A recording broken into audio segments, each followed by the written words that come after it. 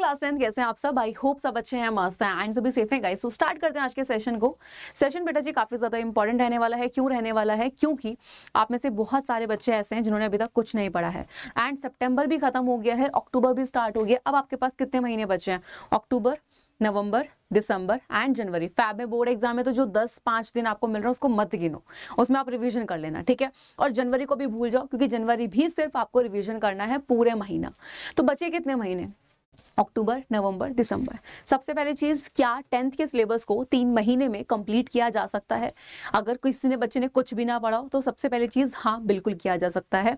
बस फर्क इतना है कि बच्चा पढ़ किस तरीके से रहा है। और बोर्ड एग्जाम में अगर टॉप करना है, 95 प्लस मार्क्स लेकर आने हैं, बच्चे चाहते हैं आज की डेट में कि 95% आए, 96, 97, 98, इन बच्चों को 99 भी आती है ना। तो बच्चे परसेंटेज अगर मैं बात करूं मैटर करती है सबसे पहले चीज। एंड ये परसेंटेज लाना कोई बहुत बड़ा टास्क नहीं है, डिपेंड करता है आप पढ़ किस तरीके से रहे हो, क्या आप सही स्ट्रैटेजी को फॉलो कर रहे हो नहीं कर रहे हो, ठीक है। अब आगे बढ़ते हैं यहाँ पे। तो मैं बिल्कुल देर नहीं करूंगी, सबसे पहले बताऊंगी, देखो जिन बच्चों ने अभी तक कुछ भी नहीं पढ़ा है, जो बच्चे बिल्कुल जीरो से स्टार्ट करना चाहते हैं तो बिल्कुल कर सकते हैं। जिन बच्चों ने थोड़ा बहुत पढ़ लिया है तो भी कोई दिक्कत नहीं है, और जिन्होंने बहुत सारी चीजें पढ़ ली हैं, रिवीजन भी साथ साथ करे तो इससे अच्छी कोई बात ही नहीं है ना। देखो सबसे पहली चीज अगर हम देखें यहाँ पे, जिन बच्चों ने कुछ भी नहीं पढ़ा है ना, आपके सब्जेक्ट कौन से होते हैं? मेन सब्जेक्ट की बेटा जी बात कर लेते हैं तो यहाँ पे आपका साइंस हो गया, सोशल साइंस हो गया, मैथ्स हो गया, इंग्लिश हो गया। बच्चा स्टार्टिंग से इन्हीं सब्जेक्ट को पढ़ता है एंड इसके अलावा हिंदी भी आ जाता है। एंड हिंदी हम सबको पता है कि एग्जाम टाइम पे बच्चा पढ़ता है, ठीक है। इसके अलावा एक आपका और सब्जेक्ट होता है, लेकिन हमारा जो मेन सब्जेक्ट है वो है ये, है ना। अब इन सब्जेक्ट में से भी किसी बच्चे का सब्जेक्ट ऐसा होता है कि जो बहुत ज्यादा वीक होता है, किसी बच्चे का सब्जेक्ट ऐसा होता है कि कोई बहुत ज्यादा अच्छा होता है कि भाई उसको सारे कॉन्सेप्ट आते हैं वहां पे, है ना। सबसे पहले चीज ये देखो कि आपका सब्जेक्ट कौन सा बहुत ज्यादा वीक है, और ये देखो कौन सा बहुत ज्यादा स्ट्रॉन्ग है।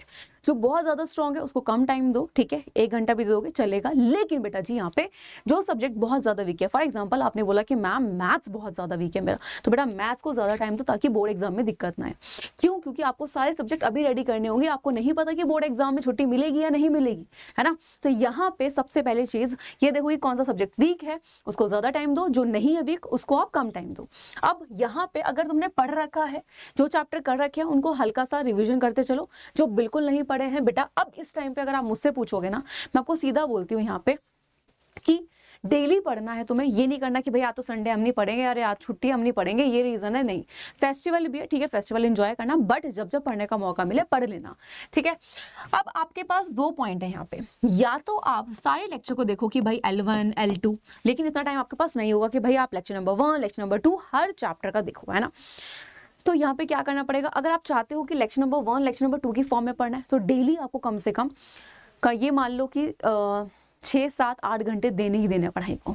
और अगर आप ये नहीं करना चाहते कि भाई मैम इतना नहीं हो पाएगा है, तो भाई आपको क्या करना है बेटा जी, हर चैप्टर के 1 शॉट अच्छे से करना है, यानी कि 1 शॉट रिवीजन, ठीक है। तो हर चैप्टर को इतना अच्छे तरीके से तुम्हें पढ़ना है कि तुम्हें कोई भी प्रॉब्लम ना आए, ओके। तो क्यों बोल रही हूँ, क्योंकि बेटा जी अगर यही नहीं पता, ठीक है, तो एग्जाम में कैसे करोगे कॉम्पिटेंसी बेस्ड क्वेश्चन। और आपको भी पता है 50% जो पेपर आने वाला है वो कॉम्पिटेंसी बेस्ड क्वेश्चन रहने वाले हैं। अब पेपर में अच्छा परफॉर्म कौन कर पाएगा? जिसके ये स्ट्रांग होंगे, और जिसको कॉन्सेप्ट ही नहीं पता होंगे वो कुछ नहीं कर सकता। इसलिए बोलती हूँ क्वेश्चन प्रैक्टिस करनी जरूरी है, लेकिन पहले ये तो देखो तुम्हें कॉन्सेप्ट पता है नहीं पता। क्वेश्चन तभी तो कर पाओगे, चाहे ऑब्जेक्टिव हो, शॉर्ट हो या लॉन्ग हो, जब आपने कॉन्सेप्ट पढ़ा होगा, ठीक है। और कॉन्सेप्ट ही नहीं पढ़ा होगा तो कैसे करोगे, ठीक। तो सबसे पहले कॉन्सेप्ट को करो, चाहे 1 शॉट की फॉर्म में करो या फिर लेक्चर नंबर 1 लेक्चर नंबर 2।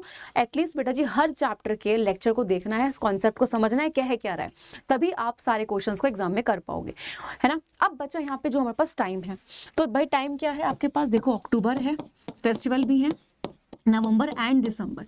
बेटा जी जनवरी भूल जाओ रिवीजन के लिए।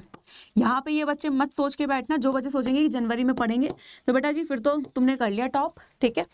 ये तो सिर्फ रिवीजन के लिए ही तुम्हें छोड़ना है। एंड अक्टूबर, नवंबर, दिसंबर में ऐसा टाइम टेबल बनाओ कि एटलीस्ट आप डेली 5 से 6 घंटे तो दे ही रहे हो अपनी पढ़ाई को। ये पढ़ाई में 5 से 6 घंटे देने ही देने हैं, इसके अलावा जितना तुम एक्स्ट्रा अपनी पढ़ाई को टाइम दे सकते हो उससे अच्छी कोई बात ही नहीं है। और डेली तुम्हें भाई मैंने तुम्हें पहले ही बोला है, यहाँ पे साइंस को भी टाइम देना है, सोशल साइंस का भी सिलेबस बहुत ज्यादा है, यहाँ पे फिजिक्स केमिस्ट्री बायोलॉजी, यहाँ पे भी आपका हिस्ट्री ज्योग्राफी इको पॉलिटिक्स है, ठीक है। यहाँ पे भी आपका अगर हम बात कर लेते हैं यहाँ पे जितने भी हैं, मैं कह रही हूँ भाई यहाँ पे 3 है, फिजिक्स केमिस्ट्री बायोलॉजी। कुछ ऐसे होंगे जिनका न्यूमेरिकल वाला पार्ट वीक होगा, कुछ ऐसे होंगे भाई जिनको ज्योग्राफी नहीं पसंद होगी, है ना, पॉलिटिकल साइंस पसंद नहीं होगी, है ना, कुछ ऐसे होंगे जिनको हिस्ट्री पसंद नहीं होती, डेट्स याद नहीं होती है वहाँ पे, कुछ ऐसे होंगे बेटा जी यहाँ पे जिनको मैथ्स के फॉर्मूला पसंद नहीं, मैथ्स ही नहीं पसंद, है ना, इंग्लिश नहीं आता बच्चों को, क्या है चैप्टर नहीं पढ़े होते, है ना। तो यहाँ पे सबसे पहली चीज हर एक सब्जेक्ट पे आपको ध्यान देना है एंड ये 3 महीने में खत्म करने अपनी पढ़ाई को। फॉर एग्जाम्पल 4 घंटे अगर तुम एक सब्जेक्ट को डेली, आपने बोला कि भाई एक सब्जेक्ट बहुत अच्छे से आता है, एक को आपने दिया 2 घंटे, जो आपका वीक था सब्जेक्ट, 3 घंटे हो गए। एक सब्जेक्ट को दो 1 घंटा, एक सब्जेक्ट को, यानी कि अगर मैं ये बोलूं अगर आप 1-1 घंटा भी दे दो तो भी 4 घंटे हो जाते हैं। ठीक है, स्कूल जा रहे हो, स्कूल से हटके बोल रही हूँ, यहाँ पे ये 4 घंटे अपने अगर आपने 4 सब्जेक्ट को दिए तो आपका सिलेबस इजीली कवर हो जाएगा। यानी कि यहाँ से ये मान लो 4 तो फिक्स है, और 4 तब फिक्स है जब आपने कुछ पढ़ा है। अब कुछ नहीं पढ़ा, बिल्कुल जीरो से पढ़ रहे हो, तो भाई सीधी सी बात है, जो सब्जेक्ट वीक रहेगा उसकी प्रैक्टिस भी ज्यादा होगी, तो वहाँ पे आपका टाइम बढ़ जाएगा। जो सब्जेक्ट ज्यादा वीक है उसको 2 घंटे दे देना, जो आपको आता है उसको 1 घंटा भी दोगे काफी चलेगा। ठीक है, यहाँ पे ये चीज का ध्यान रखना है, कौन सा सब्जेक्ट वीक है, कौन सा स्ट्रॉन्ग। ओके, अब नोट्स प्लीज खुद के बना लेना। यहाँ पे तुम्हारे पास डिटेल नोट्स भी होने चाहिए और शॉर्ट नोट्स भी। डिटेल नोट्स जो हैं बेसिकली बेटा वहाँ पे आपको क्या करना है कि जो भी आप पढ़ रहे हो वन शॉट में उसको एक टॉपिक वाइज लिखते चलो नोट्स में, और नोट्स खुद बनाओ, किसी दूसरे बच्चे के नोट्स मत लो, क्योंकि उस बच्चे ने वो नोट्स अपने अकॉर्डिंग बनाए होते हैं, उसमें जो गलती होती है वो उसको पता है, कहाँ पे क्या गलती है आपको नहीं पता, आप ऐसे रट के चले जाओगे, आपके नंबर कट जाएंगे और उसके नंबर आ जाएंगे। एंड नोट्स बनाते चल रहे हो दिन में, प्लीज जो भी आपका पढ़ाई का टाइम फिक्स हो कि भाई 5 घंटे पढ़ना है, तो जब भी टाइम मिले वो साथ साथ रिविजन करते चलो। अच्छा, हमने कंट्रोल एंड कोऑर्डिनेशन में ये ब्रेन पढ़ा था, चलो एक बार रिवाइज कर लेते हैं कितना याद है, अच्छा क्या क्या पॉइंट्स थे, है ना, इस तरीके से। एंड बुक बंद करके पॉइंट्स को बोलने की कोशिश करो। अच्छा ये इसका फंक्शन ये होता है, अच्छा सेरिब्रम का ये होता है, सेरिबेलम का ये होता है, थोड़ा सा बोलने की कोशिश, क्योंकि जो आपको चीजें पता होंगी वो आप लिख पाओगे।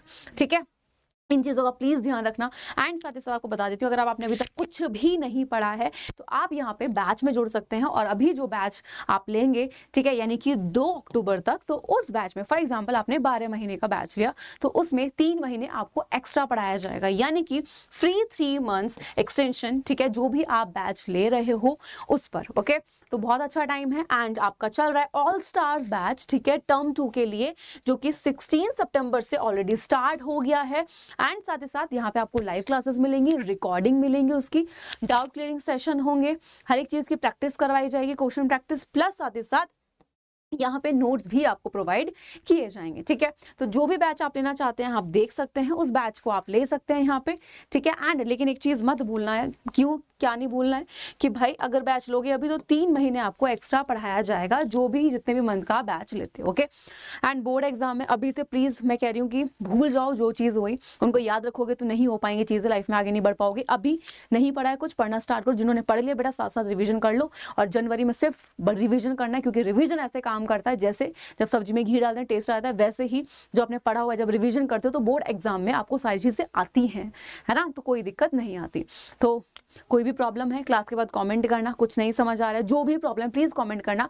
एंड मैं मिलती हूँ आपसे आपकी क्लास में, तब तक के लिए bye bye and take care guys.